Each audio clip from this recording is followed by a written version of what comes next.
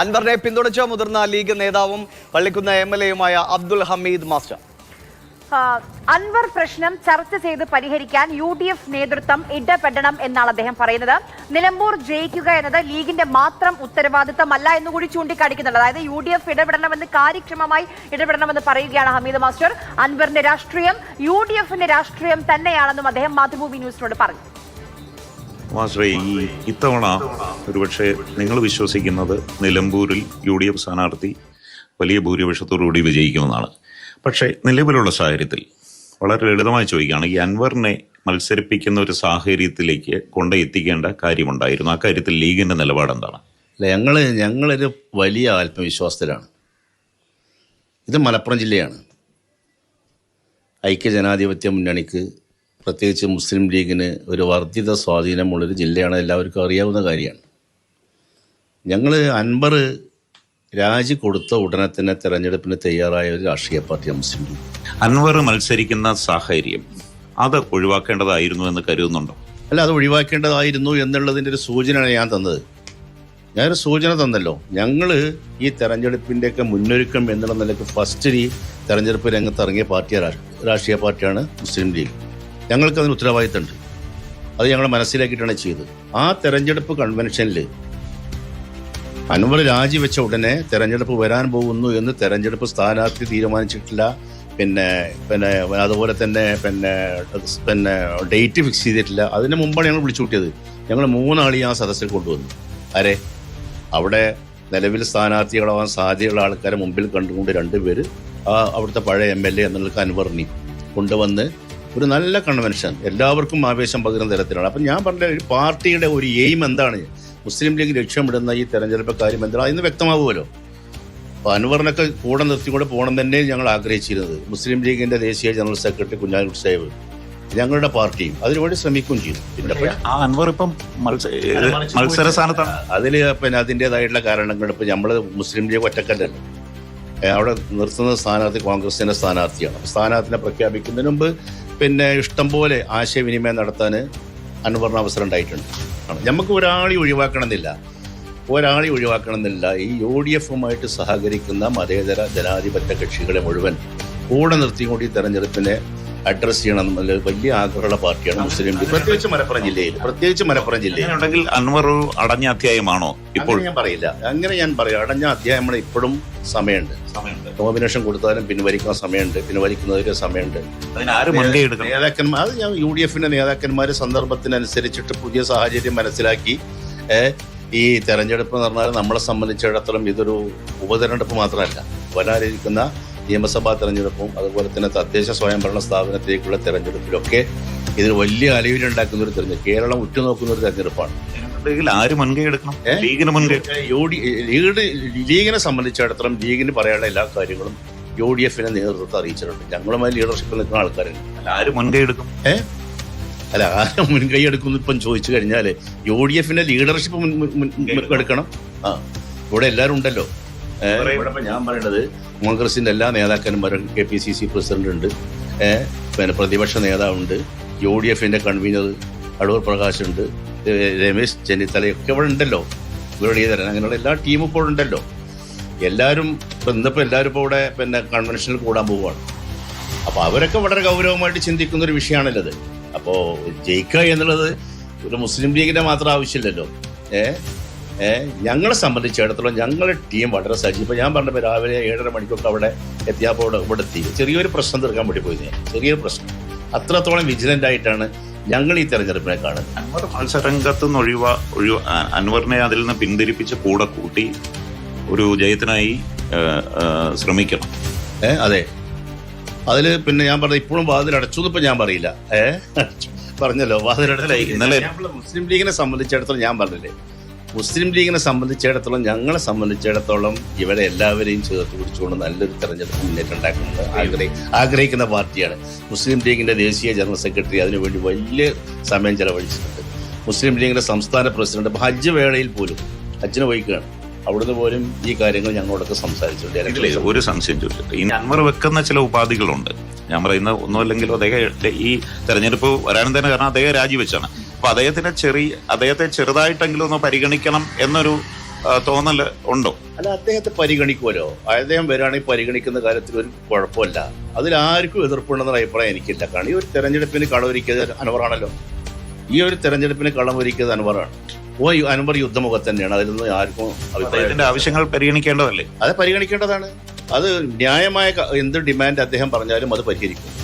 അത് പരിഗണിക്കണം. അത് ലീഡർഷിപ്പ് ചെയ്തിട്ടുണ്ടെന്നാണ് ഞാൻ മനസ്സിലാക്കുന്നത്. അൻവർ വിഷയത്തിൽ രൂക്ഷമായ അഭിപ്രായ ഭിന്നത UDF ഉണ്ട് എന്ന് തന്നെയാണ് ലീഗ് MLA വ്യക്തമാക്കുന്നത്. ഇനിയും സമയമുണ്ട്, അടഞ്ഞിട്ടില്ല എന്നാണ് അബ്ദുൽ ഹമീദ് മാസ്റ്റർ വ്യക്തമാക്കുന്നത്. ഇതിലൊരു കാര്യം ഉറപ്പാണ്, ഇനി ഒരു ടേം കൂടി പ്രതിപക്ഷത്തിരിക്കാൻ മുസ്ലിം ലീഗിന് താല്പര്യമില്ല. അത് തന്നെയാണ് ഇതിൽ കൃത്യമായി അബ്ദുൽ മാഷിന്റെ പ്രതികരണത്തിൽ നമ്മൾ മനസ്സിലാക്കുന്നത്. അതായത് ഹമീദ് മാഷ് പറയുന്നത് ഇത്രയാണ്: ഇനി ലീഗ് പ്രതിപക്ഷത്തിരിക്കാൻ താല്പര്യപ്പെടുന്നില്ല, അതിന് UDF ഇടപെടണം, UDF ഇടപെടുന്നില്ല. ചിലരുടെ പിടിവാശി. ഇന്നലെയും ലീഗിന്റെ നേതൃയോഗത്തിൽ ഉയർന്നിരുന്ന വിമർശനം അതാണ്. VD സതീശന്റെ പ്രതിപക്ഷ നേതാവിന്റെ പിടിവാശിയാണ് കാര്യങ്ങൾ ഇത്രയും വഷളാക്കിയത്. ഈസി വാക്ക് ഓവർ ആയനെ PV അൻവർ കൂടെ നിന്നേനെ, അൻവർ എഫക്റ്റ് ഉണ്ടാകുമായിരുന്നു UDF സ്ഥാനാർത്ഥിക്ക് ആര്യടൻ ഷഗർ ഒന്നായിരുന്നുവെങ്കിൽ. പക്ഷേ UDF നേതാക്കൾ, പ്രത്യേകിച്ച് പ്രതിപക്ഷ നേതാവ്, അതിന് തയ്യാറായില്ല എന്നുള്ളതാണ് വിമർശനം. ഇംതിയാസ് കരീം വിവരങ്ങളുമായി. ഇംതിയാസ്, ഇത് മുസ്ലിം ലീഗിന്റെ മാത്രം ബാധ്യതയല്ല, അല്ലെങ്കിൽ ഉത്തരവാദിത്വമല്ല ഇവിടെ ജയിക്കേണ്ടത് എന്ന് പറയുന്നതിലൂടെ വ്യക്തമാണ് എന്താണ് ലീഗ് നേതാവ് ഉദ്ദേശിക്കുന്നത് എന്ന്. പക്ഷേ ഇപ്പൊ ഏറ്റവും ഒടുവിൽ വരുന്നത് UDF കൺവീനറുടെ ഭാഗത്ത് നിന്ന് തന്നെ ഇതിനെ തള്ളിക്കൊണ്ടാണ് ഇത് ഞങ്ങൾ പറഞ്ഞു കഴിഞ്ഞതാണ്, അടഞ്ഞ അധ്യായമാണ്, അതിലൊരു മാറ്റമില്ല എന്ന് പറയുന്നുണ്ട്.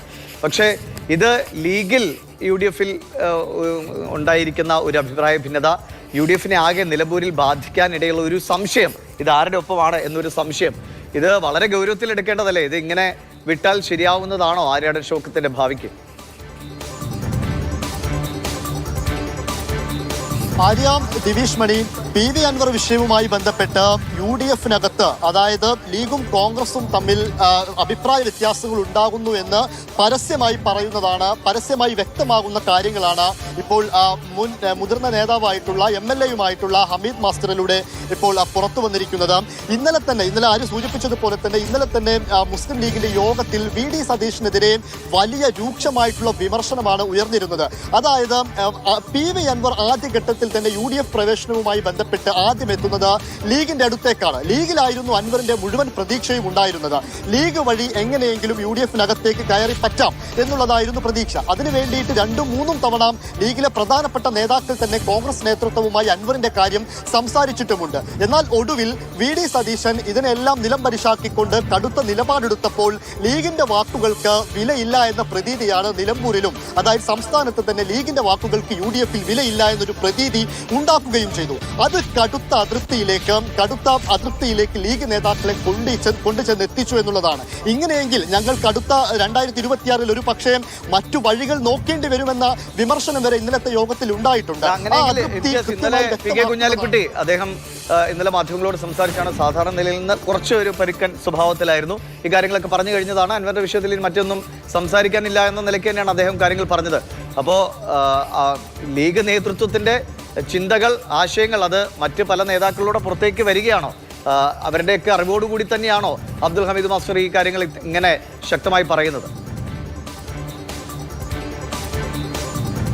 എന്തായാലും ലീഗിനകത്ത് ഇതുമായി ബന്ധപ്പെട്ട് അതൃപ്തിയുണ്ട് എന്നത് വ്യക്തമാണ്. അത് ലീഗിലെ മുതിർന്ന നേതാക്കൾ തന്നെ അത് പുറത്തു പറയുമ്പോൾ അതൊരു പൊതുവികാരമാണ്, ലീഗിന്റെ പൊതുവികാരമാണ്, നമുക്ക് നിസ്സംശയം പറയാൻ വേണ്ടി സാധിക്കുകയും ചെയ്യും. ഇദ്ദേഹം വള്ളിക്കുന്ന് MLA-യുമാണ്.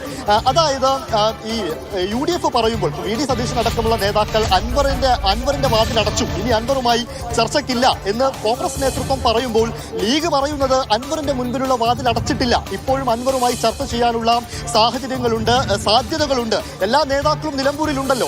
ഈ സമയത്ത് തന്നെ വേണമെങ്കിൽ ചർച്ച ചെയ്ത് മുന്നോട്ട് പോകാമെന്നുള്ളതാണ് അതിന്റെ ഒരു കാര്യം.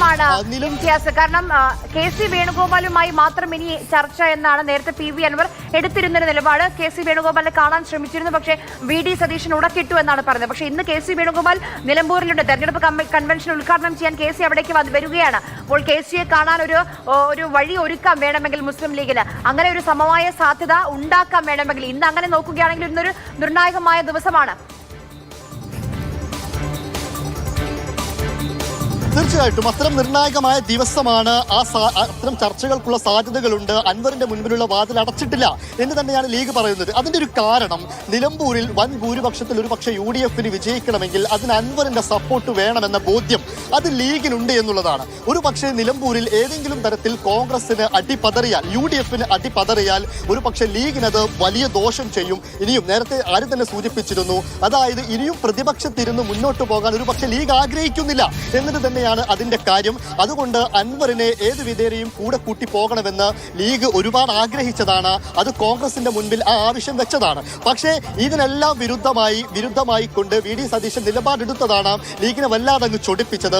മാത്രവുമല്ല, KC വേണുഗോപാലിൽ പ്രതീക്ഷയുണ്ടെന്ന് പറഞ്ഞപ്പോൾ KC വേണുഗോപാൽ പോലും ഈ വിഷയത്തിൽ കൃത്യമായി ഇടപെട്ടിട്ടില്ലെന്നും ലീഗ് വലിയ രീതിയിൽ വിമർശനം ഉന്നയിക്കുന്നുണ്ട്. അപ്പോൾ പറയുന്നത് ഇപ്പോൾ നാമനിർദ്ദേശ പത്രിക സമർപ്പിച്ചാൽ പോലും പിന്നീട് അത് പിൻവലിക്കാം. അങ്ങനെയെങ്കിൽ അൻവറുമായിട്ട് ഒരു ചർച്ച, അൻവറുമായിട്ട് വീണ്ടും 3 മണിക്ക് മാധ്യമങ്ങളെ കണ്ടിരുന്നു.